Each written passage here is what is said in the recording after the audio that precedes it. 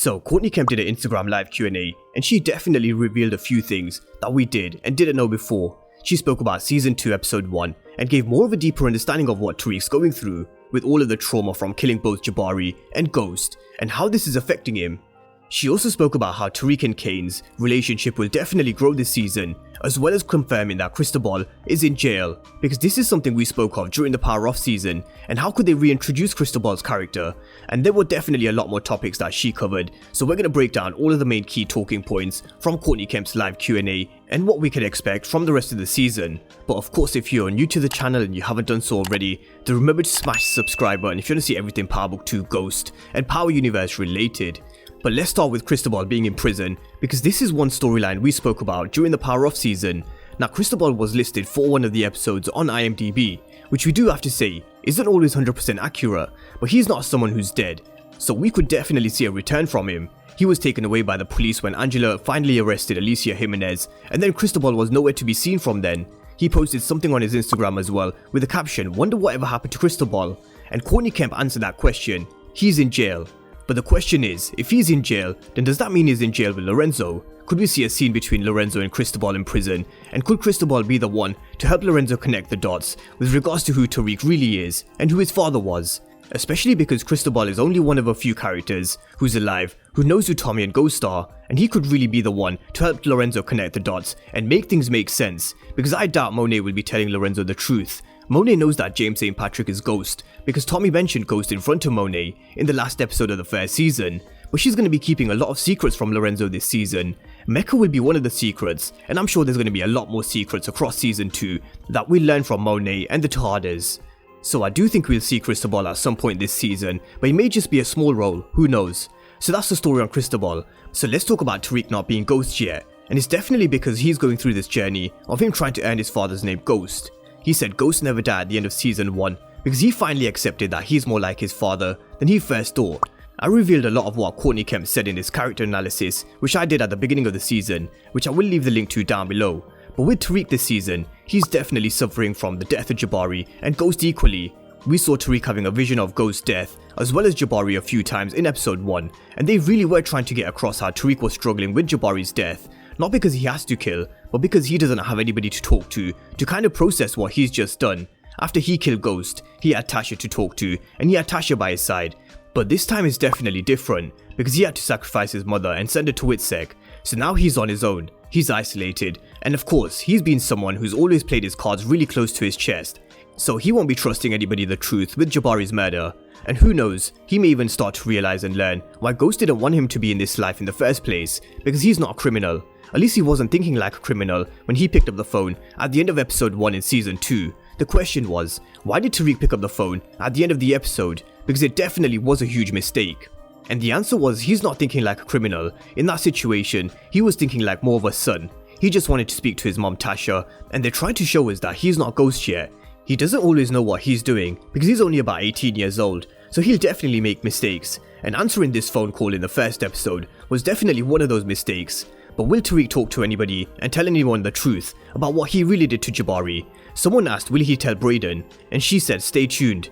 Now we've all seen this. Brayden will turn bad and start to turn a little more darker. And she confirmed that he's not like Tommy, because Brayden's rich, who's privileged, who wants to dabble in this drug life, and Tommy's someone who grew up in the streets and embodied the way of the streets. But Brayden will definitely be attracted to this life and start to love it more. And when he does become a lot more darker and possibly even gets his first kill, Tariq will be able to relate to this. This is when we could potentially see Tariq admitting to Brayden that he was the one who killed Jabari when Brayden does get his first kill, because just like Tariq needed Tasha, Brayden will definitely need someone to talk to as well, and Tariq would definitely be that person for him. Now, she was also asked, why does Kane hate Tariq? And this is something I'm going to go through in a bit more detail in my video tomorrow when we dive deeper on the Tardis story. But the answer to this was, because he didn't really like the way Monet was treating him. Kane wanted to feel loved and respected by Monet, and when Tariq came into the Tardis life, Monet started treating Tariq the way he wanted to be treated.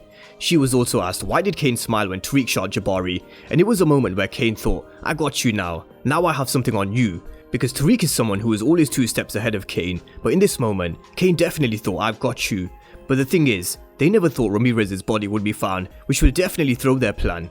But moving on from Tariq and onto some of the other storylines and characters, she said that Carrie's story is going to be wild this season, and I definitely agree. I think she's going to have a roller coaster of a season, and it's going to start with her being the #1 suspect in Jabari's murder investigation, and in the end I think she's going to be the one who gets really close to discovering the truth, because she may have to clear her own name. But when and if she does uncover the truth, we know anybody who knows too much has to go. And Carrie is one of my death predictions. For those of you who watched my death predictions video, I think she will definitely be one of the major deaths that we see this season. But moving on to Drew and Diana, she said that both of these characters are really going to grow this season, and Drew is someone who's really angry. And we could see just how pissed he was at the beginning of this new season, especially when he couldn't do the one thing that he loves, which is draw. He's pissed with Monet because he feels she's responsible for what happened to him, but at the end of the day, nobody told him to stand up, so he definitely needs to take some of the blame for himself, for sure. But on to Davis MacLean. She said that he's going to go through a lot of ups and downs this season.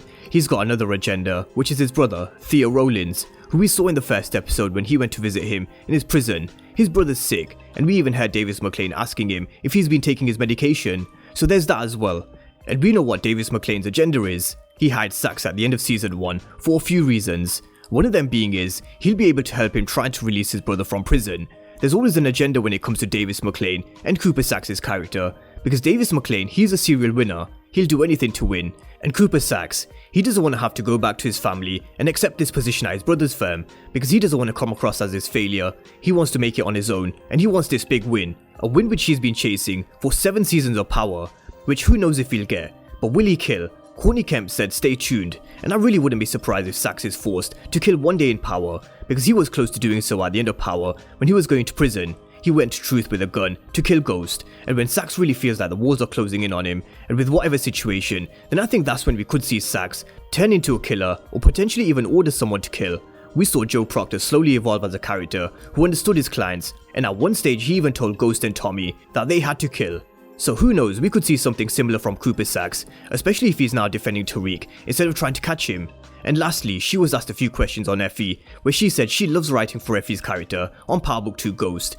Now she did confirm that Alfonso wasn't Effie's brother, who was killed in a robbery gone wrong during the Truth robbery scene, but she didn't confirm whether we'd find out who her connect is. She just said that's interesting and left it at that. And this is the question that still needs to be answered: who is Effie's connect? So hopefully we do find out at some point in the future. Now of course she was asked a lot more questions about Power and the Power universe, but we're just focusing on all things Power Book 2 Ghost Season 2. But I definitely will link the full Q&A down below, and it definitely is a good watch. She did say that she will try and do this on a weekly basis on a Tuesday, which would be good because it would definitely give us more of an insight into her thought process after each episode. But let me know what you guys thought down below in the comment section, especially with the issues that Tariq faces in his battle and struggle with Jabari and Ghost's death, and Cristobal potentially returning, but in prison. Could he be in prison with Lorenzo?